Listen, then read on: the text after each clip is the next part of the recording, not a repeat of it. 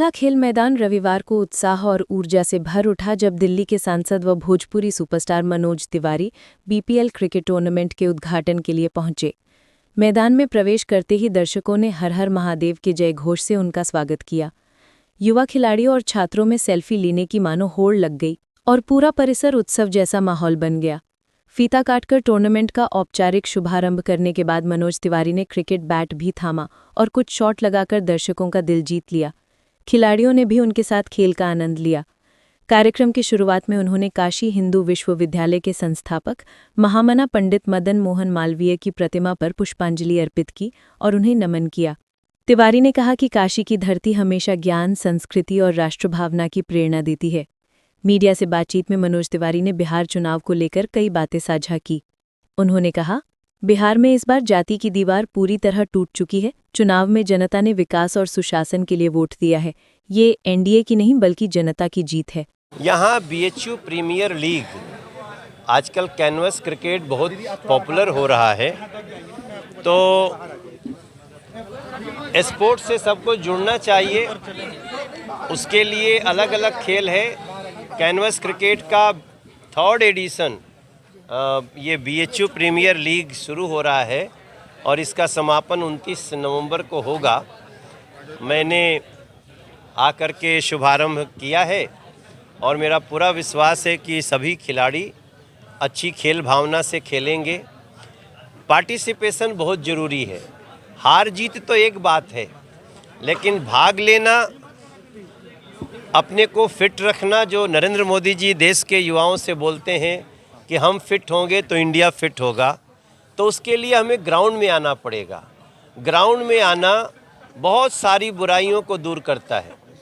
हम अगर ग्राउंड में नहीं होते हैं तो हम नशे के गिरफ्त में आ जाते हैं, आ सकते हैं। हम जब ग्राउंड में होंगे, हमें एक दूसरे को प्रतियोगिता करनी होगी, तो हम अपने को फिट रखने की कोशिश करते हैं। तो इसलिए हम दिल्ली के सांसद भले हैं, लेकिन हम तो बनारस के बच्चा हैं। तो जैसे पता चलल, हम आ कर के अपने पीपी आनंद जी ने हमारा परिचय, हमारे इसके छोटू जी का पूरा नाम क्या है? हाँ, सत्यनारायण रघुवंशी, जो इस आयोजन के मुखिया हैं, आयोजन सचिव हैं, और इनके संगे बहुत त्योहारों के विकास, अर्नव, हंसराज, क्षितिज, ऐसे तो सब लोग मिल कर के इसको, सैकड़ों लोग हैं इसमें, नाम पहले बाद में लिख देना, हम फेसबुक पे डालेंगे उसको। और देखो, खेल का आयोजन कराने में लीडरशिप डेवलप होती है। आप जब 24 टीमों को एक साथ बुलाएंगे, उनकी सुविधा देखेंगे, तो मानवीय गुणों को निखारना भी स्पोर्ट्स काम करता है। अगर आपको, हाँ, सर्वांगीण विकास का जरिया है। आप जब आउट हो गए, मान लीजिए आप कॉट बिहाइंड हो गए और आप कहेंगे ना हम जेबे ना करो, ऐसे थोड़ी हो। तो जीवन में लॉ का पालन करना, हार को स्वीकार करना, जीत में संयम रहना, यही तो इंसानियत का सबसे बड़ा, तो वो स्पोर्ट्स से होता है। सो आई एम प्रोमोटिंग।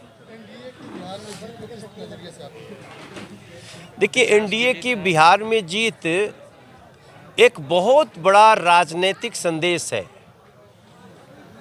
जाति की दीवारें टूट गईं,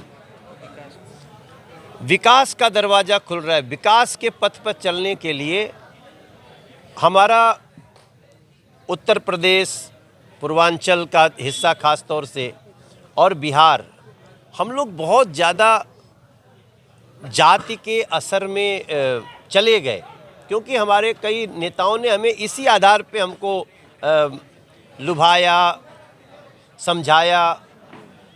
अभी ये चुनाव, हम जब चुनाव में, हम भी 78 जगह पे प्रचार किए हैं। हम लोग जब जाते थे तो हमें बड़ा आश्चर्य होता था कि जो हमारे वोट बैंक नहीं है वो भी हमारी तारीफ़ करते थे। और एक वीडियो में देखा, आज मैं आपको प्रेस से बताना चाहता हूँ, एक लड़का, उसका सम यादव, वो एयरपोर्ट पे उतरता है और बोलता है, यार काम तो सही में अच्छा किया इन सबों ने, लेकिन मैं वोट भी देगा तो नहीं कहेंगे कि हमने वोट दिया है। उसका वीडियो बहुत वायरल हो रहा है।